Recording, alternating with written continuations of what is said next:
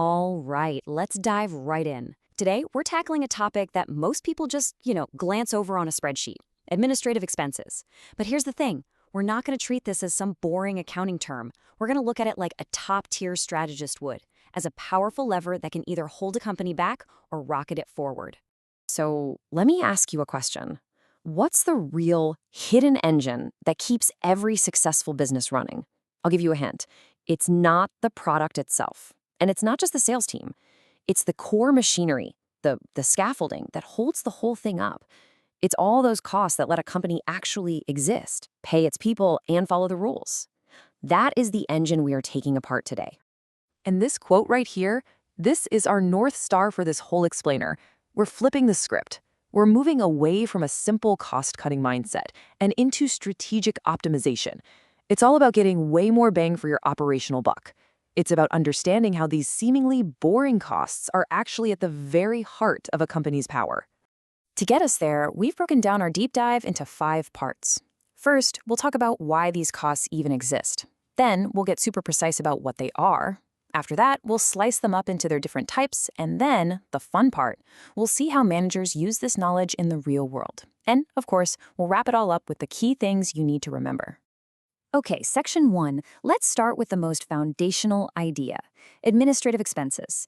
They aren't actually making the thing you sell. They're not out there closing deals. But, and this is a big but, they are absolutely critical. Why? Because they're building the company that can do all those other things. So the big idea here is that these costs aren't a problem to be solved. They're a fact of life. Every single business, I don't care if it's a tiny startup or a global giant, has them. It's simply the cost of doing business, the cost of having a real, functioning, legal company. It's what pays for the accountants who make sure everyone gets their paycheck, the lawyers who keep you out of trouble, and the lights in the office. They are, as the source material says, necessary, ordinary, and, this is huge, often tax deductible. All right, we know they're necessary. But look, to manage something, you've got to define it. You need to draw sharp lines around it. In the consulting world, we have a principle for this: MEIS. It stands for mutually exclusive, collectively exhaustive. It just means everything has its own bucket with no overlap. So let's map this territory out. The most important split you gotta understand is this one. On one side, you have your direct costs. Think of the actual steel that goes into a car, right? That stuff gets counted in the cost of goods sold, or COGS. But on the other side, you've got indirect costs, and this is exactly where administrative expenses live. They aren't the cost of building one single car, they're the cost of running the entire factory. And here's the more formal textbook definition. But let's zoom in on that last part. Overhead related to the organization as a whole. That's the money phrase. If you can't point to an expense and say that helped make this specific product, but you know the business would fall apart without it, well, chances are you're looking at an administrative expense. Let's make this real. The CEO's salary? Yep, admin expense. The rent for your main office? Admin expense. The awesome folks in IT who fix your laptop? Admin expense. But notice what's not on that list. We already talked about COGS, but research and development is another big one. R&D is an investment in what you're going to sell tomorrow, not a cost of running the business today. Getting that distinction right is absolutely vital. Okay, so we've defined our terms, we've drawn our lines. Now let's go one level deeper, the LV2 analysis. Just throwing all admin costs into one big bucket isn't going to cut it if you want real control. We need to break them down based on how they behave. Within that big admin bucket, you've really got 2 main flavors. First, there are fixed expenses. These are super predictable. You're going to pay them whether you sell 1 widget or 1,000,000 widgets. Then you've got the trickier ones, semi-variable expenses. These have a fixed floor, a baseline cost, but then another part of the cost goes up or down with how busy you are, and you absolutely cannot manage these 2 the same way. Here are some classic examples of your fixed costs. Your top executive salaries, they don't change based on this quarter's sales. The lease on your building, that's a set number every single month. Your insurance bill, your annual software licenses, these costs are the financial bedrock of the company. You can plan for them with near perfect certainty. And here's the other side of the coin. Think about your company's electric bill, right? There's always a base service fee just to be connected. That's the fixed part.